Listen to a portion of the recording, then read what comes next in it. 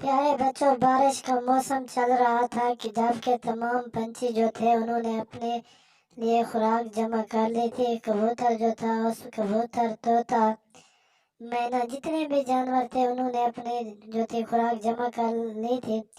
सिवाय कालू कौवे और उसकी बेगम गौरी के अलावा तमाम परिंदों ने खुराक जमा कर ली थी।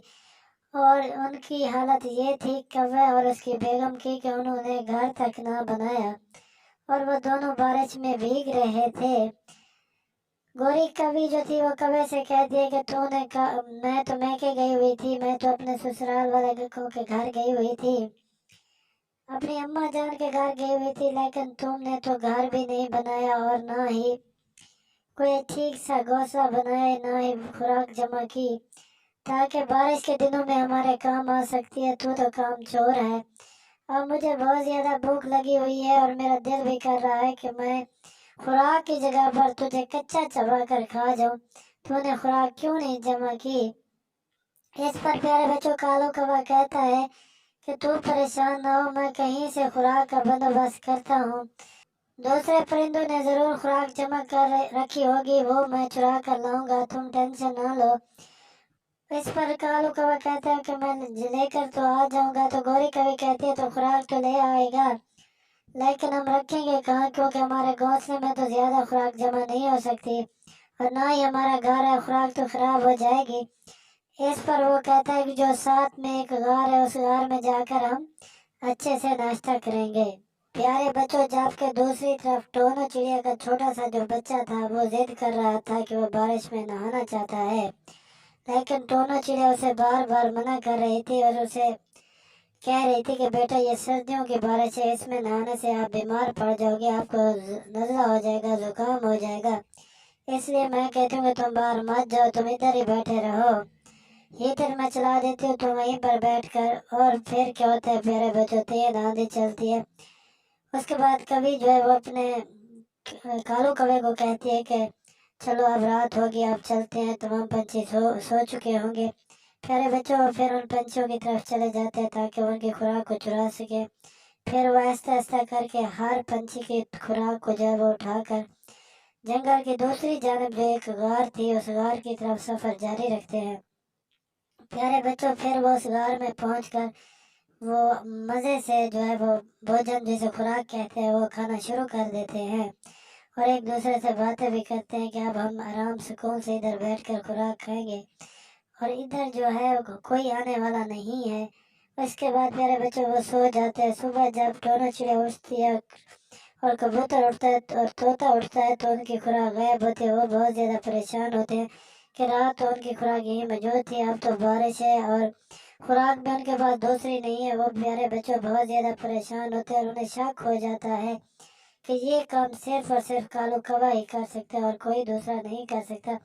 जबकि टोना चिड़िया का बच्चा जो है वो भी भूख से रोना शुरू कर देता है और कहता है कि मम्मा जान, मुझे कहीं से खुराक दो। तोता जो था वो भी बारिश में बाहर नहीं जा सकता था क्योंकि बहुत ज्यादा तेज बारिश चल रही थी और उसे भी भूख लगी हुई थी। वो भी ऐसी सोच में था कि ये काम सिर्फ और सिर्फ गोरी और कालू का हो सकता है, जबकि वो आराम की नींद सो रहे थे। प्यारे बच्चों याद रखो, जब कोई भी आदमी जब बुरा काम करता है तो उसको उसकी सजा जरूर मिलती है। और उन दोनों को पता नहीं था कि ये जो घर है इसमें एक चील का घर है। जब उसने उनको देखा तो उसने कहा आज तो मुझे खुराक मेरे घर में ही मिल गई है और मजे मजे से गोश्त खाऊंगा। मैं तो कई दिन से भूखा था और खुराक भी मुझे नहीं मिल रही थी, आज खुराक मेरे पास चल कर आई है और ये मौका मैं कभी गवा नहीं सकता। प्यारे बच्चों इस पर जो वो कौवा था वो उसे कहता है कि नहीं नहीं, मैं आपके लिए एक अच्छी सी खुराक लाऊंगा, मैं दोनों चिड़िया के बच्चे आपको खिलाऊंगा, कबूतर खिलाऊंगा और तोता खिलाऊंगा। आप हमें छोड़ दें, आपकी मेहरबानी होगी, हम आपसे वादा करते हैं कि हम आपको खुराक देंगे। वो कैसा है, ऐसा नहीं हो सकता। जब चीज़ मेरे हाथ में आ जाए उसको मैं छोड़कर किसी दूसरी चीज़ की जानब क्यों जाऊं जो मुझसे बहुत ज़्यादा दूर है। मैं आपके धोखे फ्रेब में नहीं आ सकता। कालू कौवा से कहता है कि हम पर आप इतबार करें, हम ज़रूर आपके लिए खुराक लाएंगे और आप फिर मज़े से उनका गोश्त खाना और उनका गोश्त भी नमकीन होगा। मज़ेदार होगा और आपकी सेहत के लिए भी अच्छा होगा। वो इस बात पर राज़ी नहीं होता।